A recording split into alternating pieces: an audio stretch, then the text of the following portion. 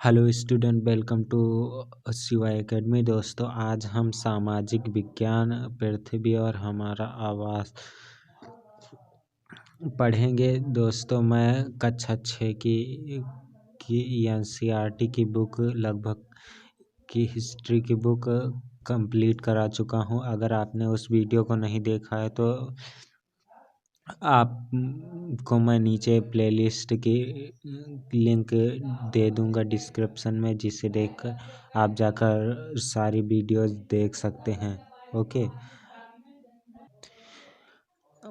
पहले मैं आपको इसकी विषय सूची के बारे में समझा देता हूँ, उसके बाद में हम चैप्टर पढ़ेंगे। ओके, तो पहले हम विषय सूची के बारे में जान लेते हैं।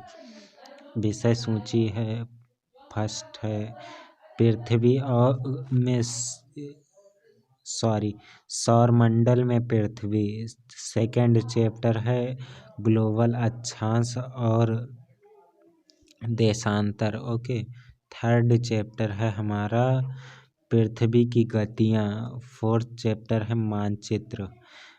फिफ्थ चैप्टर है पृथ्वी के प्रमुख परिमंडल। सिक्स चैप्टर है पृथ्वी के प्रमुख स्थल मंडल। सेवन चैप्टर है हमारा देश भारत। एट्थ चैप्टर है भारत, जलवायु, वनस्पति तथा प्राणी। तो ये टोटल 8 चैप्टर हैं जिसे हम कवर करेंगे पार्ट में। ओके, तो चलिए हम पढ़ते हैं फर्स्ट चैप्टर, सौर मंडल में पृथ्वी। आप वीडियो पूरा ध्यान से देखना, वीडियो बहुत इम्पोर्टेंट होने वाली है, जिससे आपको कुछ भी समझने में दिक्कत ना हो। ओके, तो चलिए शुरू करते हैं। सौर मंडल में पृथ्वी। ओके, फर्स्ट चैप्टर है। तो सूर्यास्त के बाद आकाश को देखना कितना अच्छा लगता है। आसमान में पहले दो चमकते बिंदु ही दिखते हैं, लेकिन बाद में इसकी संख्या बढ़ती रहती है। आप उनकी गणना नहीं कर सकते। संपूर्ण आकाश छोटी छोटी चमकदार वस्तुओं से भर जाता है, जिनमें से कुछ चमकीले होते हैं एवं कुछ धुंधले। ऐसा प्रतीत होता है मानो आकाश में हीरे जड़े हों। इनमें से कुछ टिमटिमाते प्रतीत होते हैं, लेकिन अगर आप उनको ध्यान से देखेंगे तो आप पाएंगे कि इनमें से कुछ की टिमटिमाहट अन्य से अलग है। ये बिना किसी टिमटिमाहट के चंद्रमा के समान चमकते हैं। इन चमकीली वस्तुओं के साथ आप प्रतिदिन चंद्रमा को भी देखते हैं। वह अलग अलग समय पर अलग अलग आकार तथा अलग अलग स्थितियों में दिखाई पड़ता है। आप पूर्ण चंद्र को लगभग 1 महीने में एक बार देख सकते हैं। यह पूर्ण चंद्रमा वाली रात पूर्णिमा होती है। 15 दिन के बाद आप इसे नहीं देख सकते। यह नए चंद्रमा की रात्रि या अमावस्या होती है।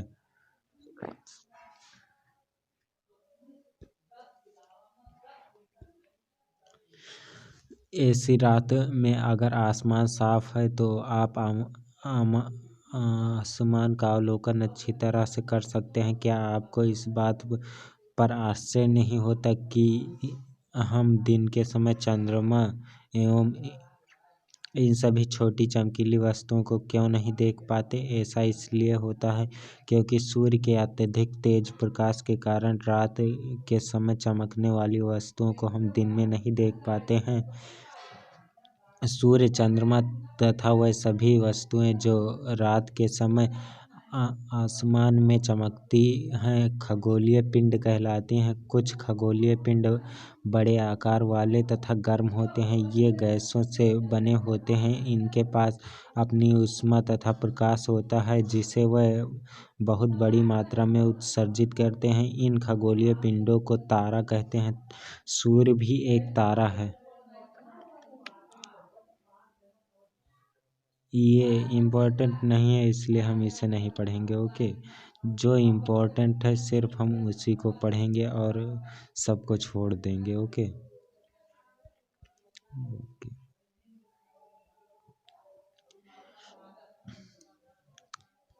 इसमें आप देख सकते हैं। ओके,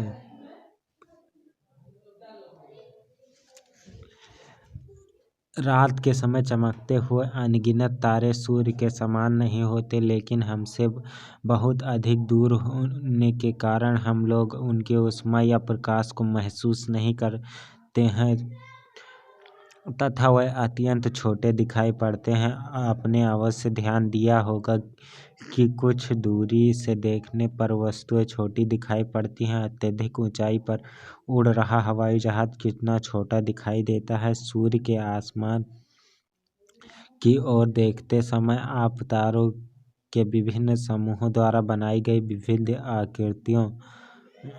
आकृतियों को देख सकते हैं। ये नक्षत्रमंडल कहलाते हैं। अर्सा मेजर या बिग बियर इसी प्रकार का एक नक्षत्रमंडल बहुत आसानी से पहचान आने वाला नक्षत्रमंडल है। सात ऋषि संत या 7 तारों का समूह है जो नक्षत्रमंडल अर्सा मेजर का भाग है। आपने परिवार या पड़ोस के किसी बड़े व्यक्ति से कहिए कि वह आपको आसमान में और अधिक तारों, ग्रहों तथा नक्षत्रमंडलों को दिखाए। प्राचीन समय में लोग रात्रि के दिशा का निर्धारण तारों की सहायता से करते थे। उत्तरी तारा उत्तर दिशा को बताता था। इसे ध्रुव तारा भी कहा जाता है। यह आसमान में हमेशा एक ही स्थान पर रहता है। हम सप्तऋषि की सहायता से ध्रुव तारे की स्थिति को जान सकते हैं। यदि सप्तऋषि मंडल के संकेत तारों को आपस में मिलाते हुए एक काल्पनिक रेखा खींची जाए तो उसे आगे की ओर बढ़ाया जाए तो यह ध्रुव तारे की ओर इंगित करेगी। कुछ खगोलीय पिंडों में अपना प्रकाश एवं ऊष्मा नहीं होती, वह तारों के प्रकाश से प्रकाशित होते हैं। ऐसे पिंड ग्रह कहलाते हैं। ग्रह से अंग्रेजी में प्लैनेट कहते हैं। ग्रीक भाषा में प्लेनेटाई शब्द से बना है, जिसका अर्थ है परिभ्रमक, अर्थात चारों ओर घूमने वाले।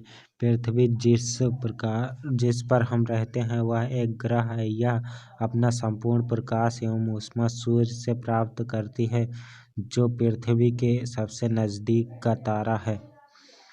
पृथ्वी को बहुत अधिक दूरी से, जैसे चंद्रमा से देखने पर पृथ्वी इस तरह चमकीली दिखती हुई प्रतीत होती है।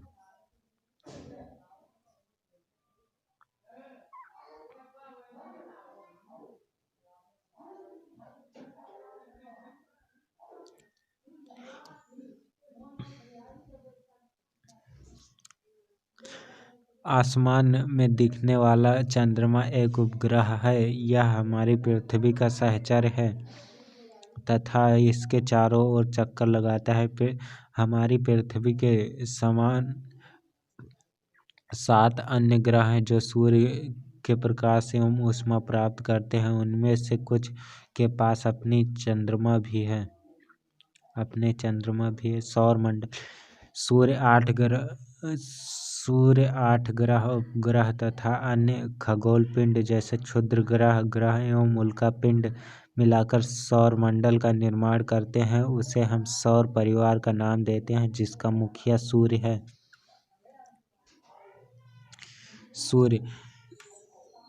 सूर्य सौरमंडल के केंद्र में स्थित है। यह बहुत बड़ा और अत्यधिक गर्म गैसों से बना है। इसका खिंचाव बल इससे सौरमंडल को बांधे रखता है। सूर्य सौरमंडल के लिए प्रकाश एवं ऊष्मा का एकमात्र स्रोत है, लेकिन हम अपनी अत्यधिक तेज ऊष्मा को महसूस नहीं करते, क्योंकि सबसे नज़दीक का तारा होने के बावजूद यह हमसे बहुत दूर है। सूर्य पृथ्वी से लगभग 15 करोड़ किलोमीटर दूर है। ग्रह हमारे सौरमंडल में 8 ग्रह हैं। सूर्य से दूरी के अनुसार वे बुध, शुक्र, पृथ्वी, मंगल, बृहस्पति, शनि, यूरेनियम तथा नेपच्यून हैं।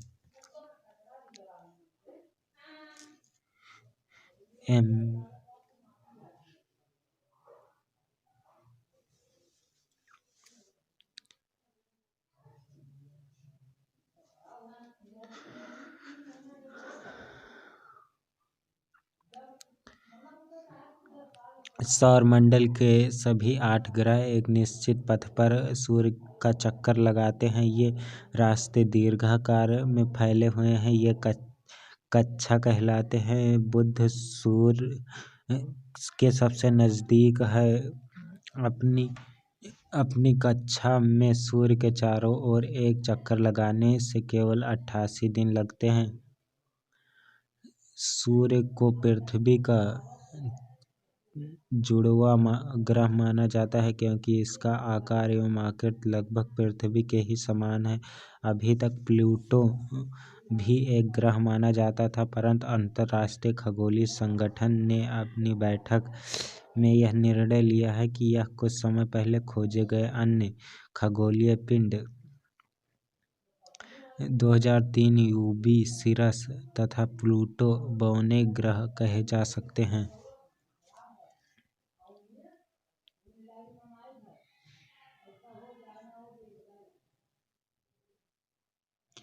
क्या आप जानते हैं रातों को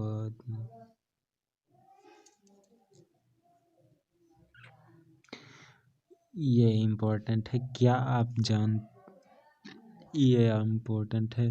प्रकाश की गति लगभग 3 लाख किमी प्रति सेकंड है।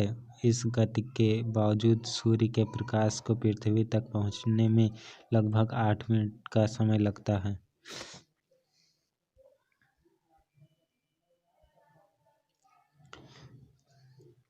पृथ्वी सूर्य से दूरी के हिसाब से यह पृथ्वी तीसरा ग्रह। आकार में यह 5वां सबसे बड़ा ग्रह है। यह ध्रुव के पास थोड़ी चपटी है। यही कारण है कि इसके आकार को भू-आब कहा जाता है। भू-आब का अर्थ है पृथ्वी के समान आकार। पृथ्वी के लिए अनुकूल परिस्थितियां संभवतः केवल पृथ्वी पर ही पाई जाती हैं।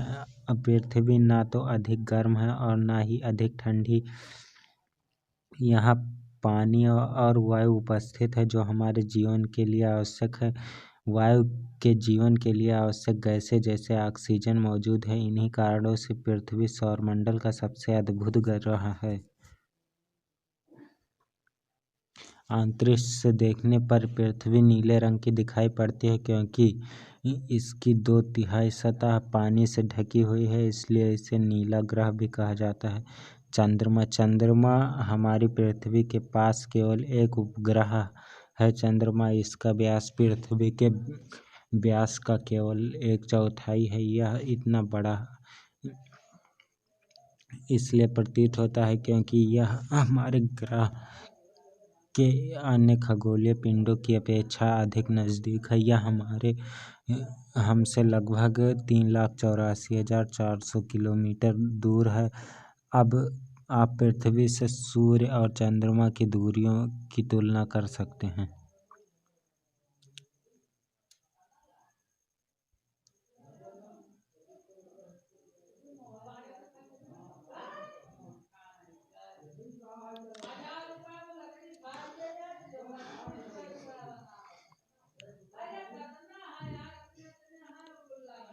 चंद्रमा पृथ्वी का एक चक्कर लगभग 27 दिन में पूरा करता है। लगभग इतने ही समय में यह अपने अक्ष पर एक चक्कर भी पूरा करता है। इसके परिणाम स्वरूप पृथ्वी से हमें चंद्रमा का केवल एक ही भाग दिखाई पड़ता है। चंद्रमा की परिस्थितियाँ जीवन के लिए अनुकूल नहीं है। यहाँ ना पानी है और ना ही वायु।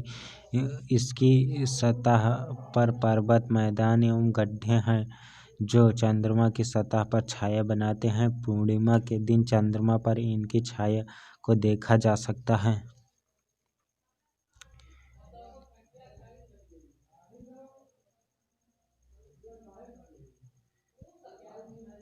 क्षुद्र ग्रह तारों, ग्रहों और उपग्रहों के अतिरिक्त असंख्य छोटे पिंड जो सूर्य के चारों ओर चक्कर लगाते हैं, इन पिंडों को क्षुद्र ग्रह कहते हैं। ये मंगल एवं बृहस्पति की कक्षाओं के बीच पाए जाते हैं।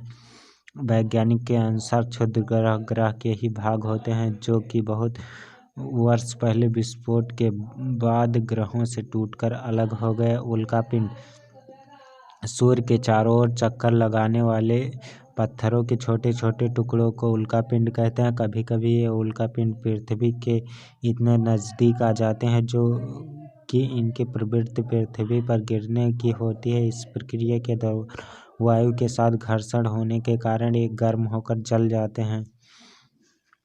फलस्वरूप चमकदार प्रकाश उत्पन्न होता है। कभी कभी कोई उल्कापिंड पूरी तरह जले बिना पृथ्वी पर गिरता है जिससे धरातल पर गड्ढे बन जाते हैं। क्या आपको तारों वाले खुले आकाश में एक ओर से दूसरी ओर तक फैली सफ़ेद पट्टी की तरह एक चमकदार रास्ते को देखा है? यह लाखों तारों का समूह है। यह पट्टी आकाशगंगा मिल्की वे है। हमारा सौरमंडल इस आकाशगंगा का एक भाग है। पृथ्वी प्राचीन भारत में इसकी कल्पना आकाश में प्रकाश की एक बहती नदी से की गई है। इस प्रकार इसका नाम आकाशगंगा पड़ा है। आकाशगंगा करोड़ों तारों, बादलों तथा गैसों की एक प्रणाली है। इस प्रकार की लाखों आकाशगंगाएं मिलकर ब्रह्मांड का निर्माण करती हैं। ब्रह्मांड की विशालता की कल्पना करना अत्यधिक कठिन है। वैज्ञानिक अभी भी इसके बारे में अधिक से अधिक जानकारी एकत्र करने में जुटे हैं। इसके आकार से संबंध में हमें कोई जानकारी नहीं है, इसलिए फिर भी हम जानते हैं कि हम सभी इसी ब्रह्मांड का हिस्सा हैं।